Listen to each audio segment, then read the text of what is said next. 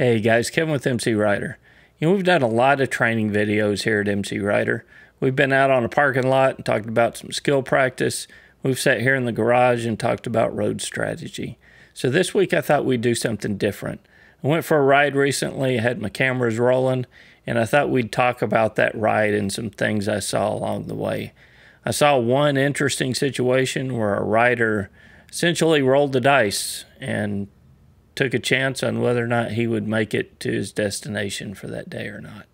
So let's talk about it. Let's look at what I saw, and let's do something different this week.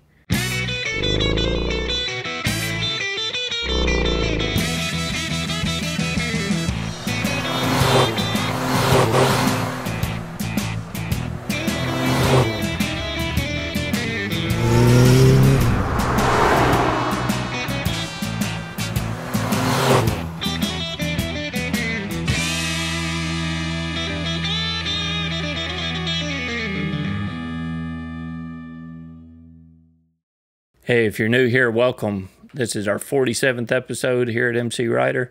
So if you like what you see today, hit the subscribe button. Go back and watch some of our older videos and improve your experience in riding a motorcycle. As always, MCrider is supported by our friends on Patreon. So if you want to support us on Patreon, go to mcrider.com/support for more information. All right, enough of that stuff. Let's get on to our training video. So something I hear from a lot of you guys is, how do you ride in traffic? You can see by looking at the lane on the other side of the highway that traffic was fairly heavy this day. Wasn't rush hour traffic by any means, but there were several cars out on the roadway. So the biggest piece of advice I can give you for riding in traffic is to give yourself time and space.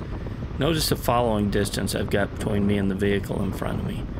I like to maintain at least at a minimum of 2 seconds of following distance, but honestly at highway speeds like this I feel better having 3 seconds. I like to keep that time and space. I want to be in a position where I can see up the road so I can know if traffic's slowing down or coming to a stop. Because in DFW you can go from, I'm riding 67 here, you can go from 67 to 0 in a heartbeat, because traffic is stopping ahead of you. So I want to be able to see as far up the road as possible so that I'm ready for that. So let's back up for a second and let's look at something that just happened, because it's kind of important. I was just passed by that car on the right and I'm gaining on the traffic ahead of me. So I don't want to slow down anymore. I'm going about the speed limit now, but I want to maintain my following distance. So I let that car on the right get 2 to 3 seconds ahead of me. I check my mirrors, I check my blind spot, perform my lane change, and now I've got that time and space around me that I need in order to be able to see well up the road and maintain a decent speed on the highway as well. Another important consideration is speed differential. Notice I'm not the fastest vehicle on the road, I'm not the slowest vehicle on the road, but I'm maintaining my speed with the flow of traffic. And that's an ideal situation here. Over in the Dallas side, man, traffic goes a whole lot faster. So if I'm in Dallas and I'm on the interstate, I'm riding with the flow of traffic. If I'm in Fort Worth, I can ride a little bit slower, but I don't want to be going so slow that traffic is bunching up behind me and I have to worry more about what's going on behind. So the ideal situation is to ride with the flow of traffic. Keep in that flow. You'll be going faster than some cars, slower than others, but that speed differential will get you in that sweet spot. Here's a situation where I was riding at 60 miles an hour. There's a red light up the road ahead of me with traffic already stopped at that red light. So a couple of things to consider here. You want to know what's going on behind you. You want to know if a vehicle is coming up quickly behind you. Maybe they don't see the red light. And also you want to plan for an escape route. So if you need to get out of the way, in case traffic behind you doesn't get stopped, you want to have a plan of action for that.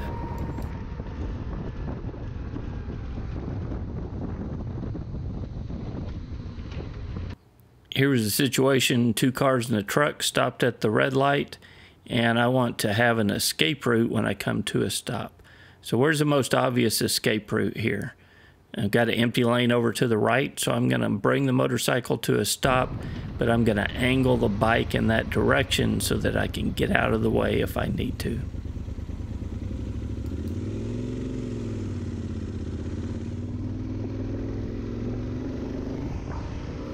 Here's a stretch of road fairly close to my house. There's some rolling hills in this area. Well, you guys call them hills. We call these mountains in North Texas. But you can see that one coming up ahead. It's a hill that obstructs your view of the roadway. If you find yourself in a situation like this, you want to give yourself room and margin for error.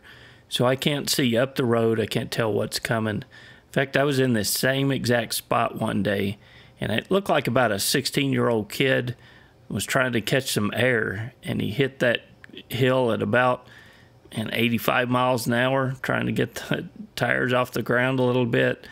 But I was over to the side, like I show you here, to give myself room in case something unexpected is coming up on the other side of that hill. This was probably the most interesting thing I saw on this ride. I get passed by another rider, and he kind of gives me a wave, and I don't know, I guess I was being a big jerk because I didn't wave back. But we have a truck that crosses 2 lanes of traffic and pulls over in front of our motorcyclist. It's hard for you guys to see here, but we've got a motorcyclist that's now lost their field of view up the road. We've got an intersection coming up, and at this point the light has already turned yellow. I'm not picking on this rider. We've all been here. We've been in situations like this, and we let our frustrations get the best of us. Our fellow rider is frustrated here because his truck is cut across 2 lanes of traffic. He can't see up the road, but his response to this could have really cost him. So let's see what this rider does.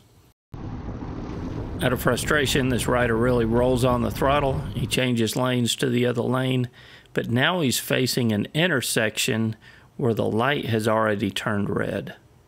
At this point, he's really caught in no man's land. He's on the throttle, he's facing a red light. He can either roll on the throttle and get through the intersection, or he can attempt a quick stop and get the bike to come to a stop. If you watch and listen closely, you can tell which one he chose here.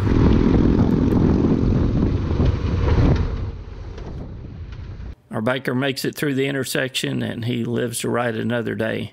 But it wasn't until I pulled up to the intersection that I saw how lucky he actually was.